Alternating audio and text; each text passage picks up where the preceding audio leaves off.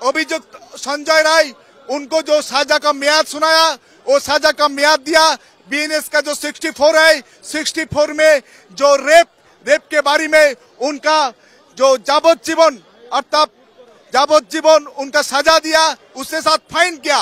66 जो है रेप एवं उसी टाइम में जो टॉर्चर के बारे में उनका डेथ हुआ, इसलिए उनका अमृत्यु जब तक जिंदा रहेगा तब तक उनको जेल में रहना रहेगा। कैपिटल पनिशमेंट हम लोग मांगा था सीबीआई का तरफ से और फैमिली का तरफ से, फिर भी कोर्ट जो बोला ये रेयरेस्ट मैटर नहीं है, इसलिए हम फांसी का सजा नहीं सुना रहे। हम उनके अमृत्यु कारावास 66 के बारे में और 64 एंड 103(1) के बीएनएस एक्ट के बारे में उनका जाबोजीवन कारावास का उनका घोषणा दिया कोर्ट। हम लोग जो बोले थे कि there has been a severe laches from the part of the investigation.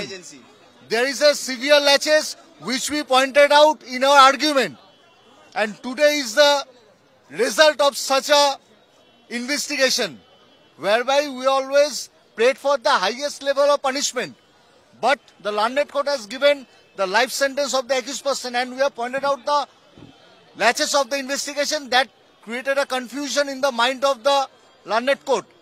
That is the reflection of the judgment. By later of confusion, this judgment has come. Later the judgment will come, the copy of judgment, and the elaborate part of it will explain as soon as we get the copy. আরজি করে রায় নেই, কিন্তু আমি যেহেতু হেলিতে ছিলাম বলে আমি ডিটেলসটা এখন শুনিনি, তো আপনাদের কাছ থেকে শুনলাম যে এটা নাকি যাবজ্জীবন দেওয়া হয়েছে। এটা আপনাদের কাছ থেকে প্রথম আমি শুনলাম। আমার রিঅ্যাকশন ইজ ভেরি ক্লিয়ার। আমরা প্রথম দিন থেকেই ফাঁসির দাবি করে এসেছিলাম এবং আজকেও আমরা সেই দাবিতে অটুট আছি, কিন্তু আদালতের রায় ন্যাচারালি এখন সবাই মিলে কি বলবেন আমি জানি না, বাট আমার কথা আমি বলতে পারি বা আমার দলের বক্তব্য যেটা হচ্ছে, আমরা 3টে কেসে আপনারা দেখেছেন 54 দিন থেকে 60 দিনের মধ্যে আমরা ফাঁসি অর্ডার করেই দিয়েছি। কিন্তু আমি জানি না এটা একটা সিরিয়াস কেস এবং এটা নিয়ে ফাঁসি দাবি আমাদের সবার ছিল। সেক্ষেত্রে বিচারের রায় নিয়ে আমি আমার কথা বলতে পারি। আমরা এটাই বলেছিলাম আমাদের হাতে কেসটা থাকলে আমরা কিন্তু অনেকদিন আগেই ফাঁসির অর্ডার দিয়ে দিতে পারতাম, ফাঁসির অর্ডার করে দিতে পারতাম। আমি জানি না কিভাবে লড়াই করেছেন, কি করেছেন, কি যুক্তি, আপনারা তো লয়াররা জানেন।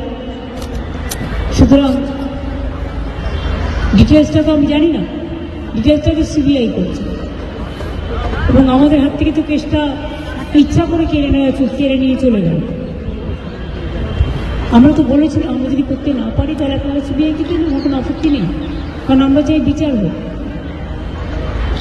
এই নরক বিচারদের চরমতর শাস্তি হওয়া উচিত।